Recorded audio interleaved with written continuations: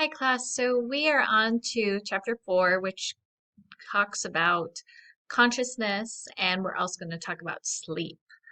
So when we talk about consciousness is something that we had brought up when we were talking about psychoanalytical theories with Freud. So Freud was one of our first psychologists who had us realize that there's different levels of consciousness. So when we think about a higher level of consciousness, we're thinking about very effortful processing. So when you're studying for a test or trying to figure out a crossword, it's when you're planning, problem solving, when you're trying to actively put some effort in to get your homework done or solve that calculus problem. So it requires quite a bit of attention. It's something that it's not easily for you to do while you're watching TV or doing some other activity. We call it effortful processing. We also have different levels of consciousness where we have lower levels of consciousness. Some of those things could be automatic. So sometimes when I'm driving, I'm not even really thinking about the actual driving. I'm focused on problem solving, doing some more higher order processing. So automatic processing is things you can do and you don't really have to think about. If you are great at basketball playing, you might be able to just throw a free throw or do a move without thinking about it. That would be lower level processing. We also consider daydreaming as part of our processing for lower level, where just thoughts are wandering. Even within that is rumination. We've talked about rumination a little bit with stress, and so that's when you've got these negative events you're just repeating over and over and over in your head. So that is also can be lower level processing. Although this isn't directly related to processing, I wanted to throw this in there. When we think about how we understand ourselves and others, one thing to consider is theory of mind. And so theory of mind is this idea that we are able to process our emotions and our understanding and thinking, and we also understand that others might have a different view than us. And so there's a couple of fun things you can do with kids to see if they have a theory of mind. Usually theory of mind comes online for kids around 5 years old or so. So if you wanted to look up the false belief task, that's a fun one to do. We also know from studying individuals with autism, they typically don't have a theory of mind. So they're not able to differentiate their thought processes and what's going on with others inside of others and understanding others.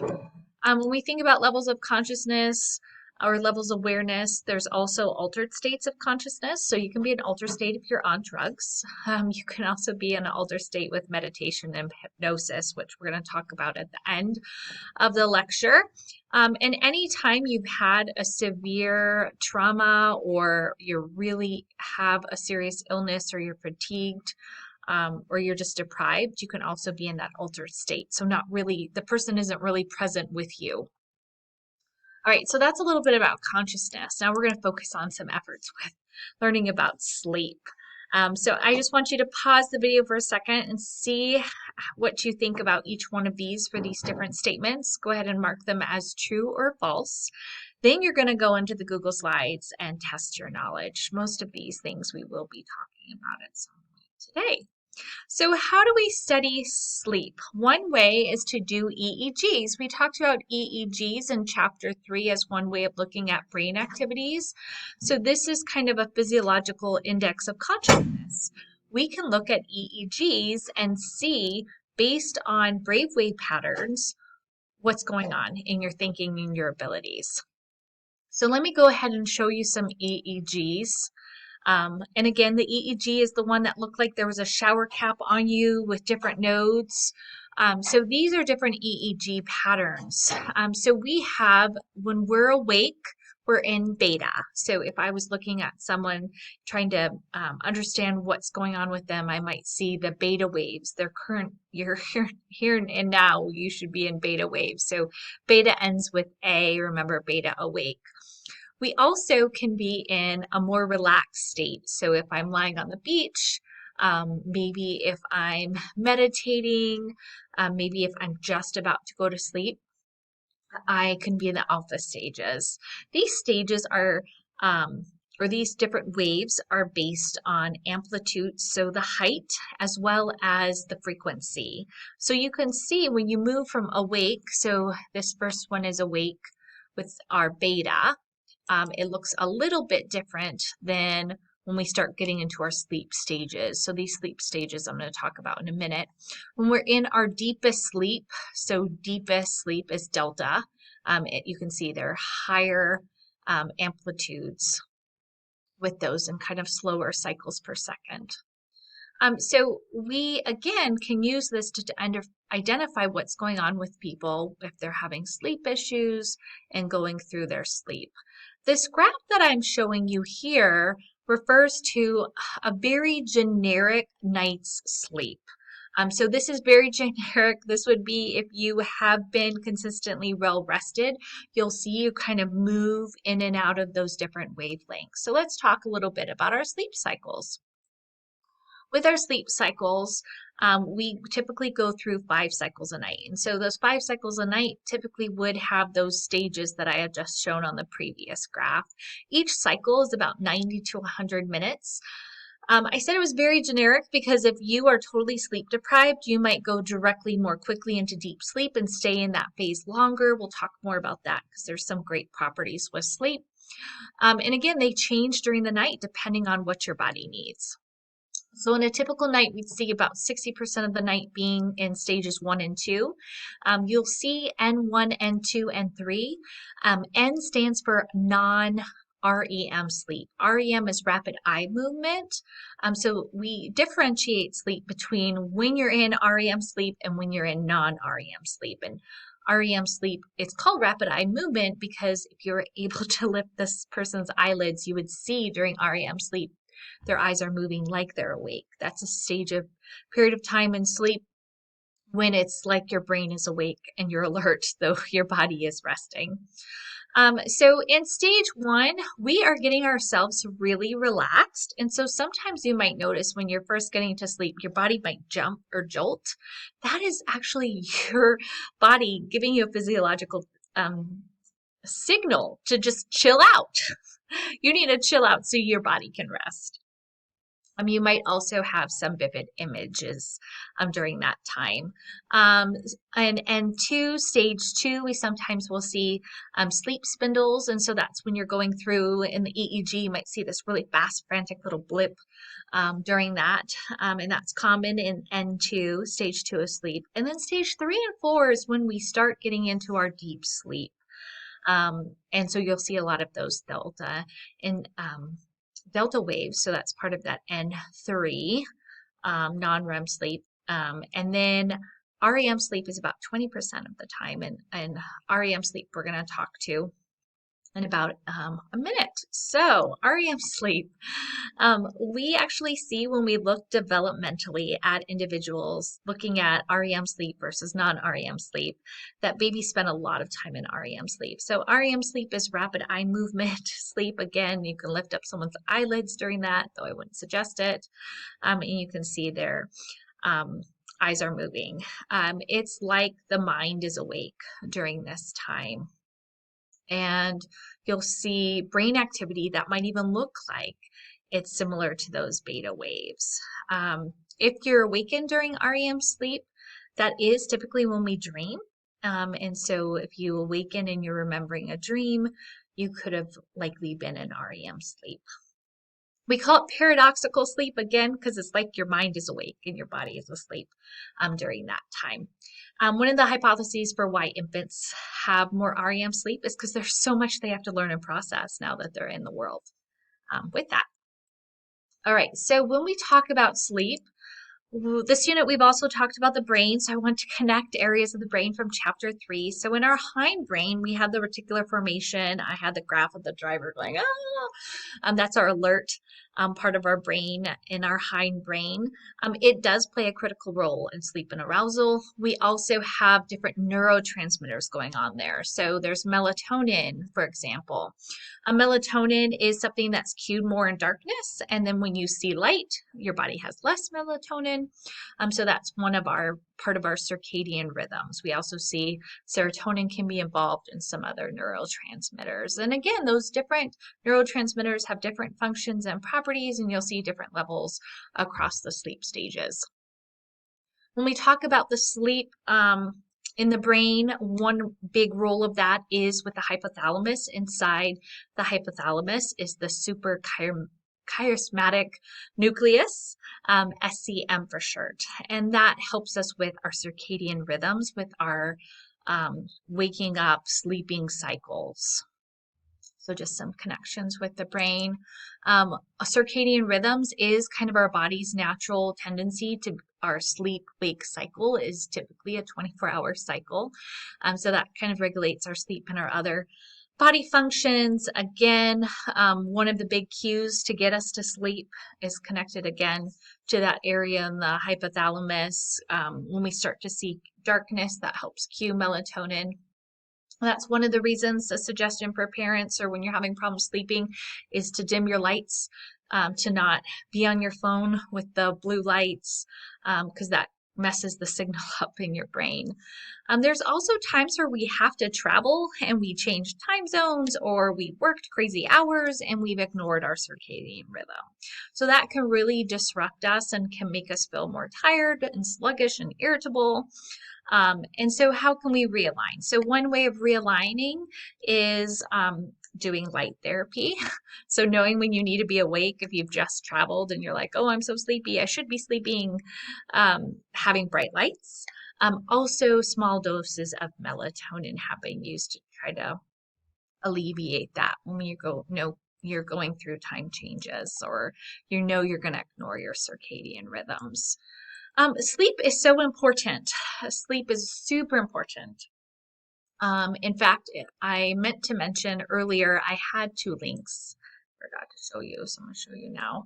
I had two links for two really quick videos, The Economist and the NBC clip. If you're just going to watch one, watch The Economist one. It gives you a little bit more information about those different sleeps, and it goes through some of these reasons why we sleep. But sleep is it's almost like a bank account. When you have sleep loss, you're taking your reserves out of your body, and it is the case that if you short yourself one night of sleep every night, it is like you pulled an all-nighter. You're going to have those same kind of effects, and there is a case where you can try to make up sleep when you've been sleep deprived. So what do sleep deprivations suggest? And we've got a couple of videos on sleep in your modules as well. One, we know a function of sleep is to help us recuperate. It helps with, when you're in deep sleep, your growth hormone is released. It helps with going through and protecting you, helping with sickness. That's why sometimes when you're sleepy, you want to sleep more. Your body is doing that recovery phase. We do know it aids in memory, and so you might have heard, oh, study and then go to sleep. One of those reasons is our memory tries to consolidate and process information that's going on. And so it's got a lot of important properties. And again, it is kind of like a bank account. When you're making withdrawals, try to put that back in when you can and get those extra hours when you've lost those. When we go through, there's been a number of different studies on sleep, but an interesting one, we don't have time change, but other parts of the US and Canada and the rest of the world do. And so this is just to show you kind of a simple study that was done tracking traffic accidents in Montreal. And so what they did was when they had those time changes, they just looked at the Monday before or the Monday after the time change and the number of accidents. And so when you spring forward, you lose an hour of sleep. And you can see the Monday before had way less accidents than when you lost that hour of sleep. And again, it wasn't highly controlled where they were asking people, did they go to bed an hour earlier to get that, or did they just lose that hour, etc. And again, overall, you see that patterns when you fall forward, you get an extra hour. And again, they didn't say, did you go and use that hour or did you just sleep the extra hour? But you can see the Monday after the time change, there was fewer accidents. So again, sleep really, really important to help you process information and so you're feeling more alert during the day. We also know sleep can be connected to hormones and things. Sometimes when you've pulled all-nighters, you might be craving carbs and different foods, and that's your body just trying to recuperate and adjust with having a lack of sleep. So again, your book talks more about sleep deprivation and gives you a graph. Figure 4.5 kind of goes over some of those deficits. Again, we do see cognitive deficits. Fortunately, there's a number of highway accidents, sometimes deadly accidents of people falling asleep at the wheel, not realizing how quickly your body can set in with your hypothalamus and say, it is time to sleep, and you can sleep regardless of how much you want to stay awake if you're that sleep deprived. We do know that, so there's some interesting things we know is correlational with sleep. So we do tend to see individuals have strokes more commonly at night during sleep, as well as asthma attacks. So I actually had a family member 2 years ago who had a stroke in the middle of the night. And then we do see when you're really sick with infectious diseases, it induces you wanting to sleep again, trying to get your body to be restful. And then we do know if you are shorting yourself on sleep, again, you're missing that part of the recovery process in deep sleep, and it can make you more susceptible to getting sick. And then if you're stressed, we talked about that, that can add to make you more susceptible for being asleep. And then we do see some comorbidity or some connections between sleep problems and mental disorders. When we talk about different sleep disorders, again, sleep disorders, you can break them down into two different categories. So I've got a summary table for you here. Both categories, no matter which category you're in, is going to impact your sleep. And it's going to affect your quality of sleep, your quantity of sleep. It's going to disrupt your sleep-wake cycle. From these different disorders, and some of them you might be familiar with, we can divide them into two general categories, parasomnomas and dysomnomas. And parasomnomas are typically when you have behavioral problems within your sleeping. And so sleep waking, sleep talking, having night terrors or sleep terrors or nightmares. So that's like behaviors during the sleep patterns. Dysomnias are when you have issues kind of with your biological processes. So narcoleptics just fall asleep uncontrollably. Sleep apnea, you can't stop. Again, you have a problem issue with breathing and sleeping. Insomnia, you just feel like you have a terrible time falling asleep, staying asleep. So those are more like biological clock connected things than more physical behaviors, which are the parasomnomas. When we go through, it's kind of this vicious cycle between sleeping and wanting to get to sleep and using sleep pills. So using sleeping pills, it is not a good long-term solution. And so this graph kind of shows you that vicious cycle that can go through. One of the problems we see is your body can become tolerant of that, and then you need more of that sleeping drug or the increased dosage in order to sleep. Sometimes our drugs that are prescribed can be addictive, can cause other issues. So it's just something to be aware of with that. Some other interesting things to note, not necessarily connected to sleeping pills, but just in general, alcohol increases your total sleep time, but it decreases your REM sleep, particularly for the first half of the night. So when people are consuming alcohol, that is impacting your sleep.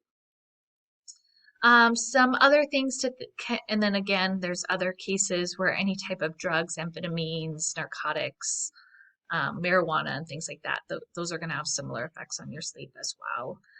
With that, where it might be disrupting your REM cycles and that's connected to the neurotransmitter serotonin.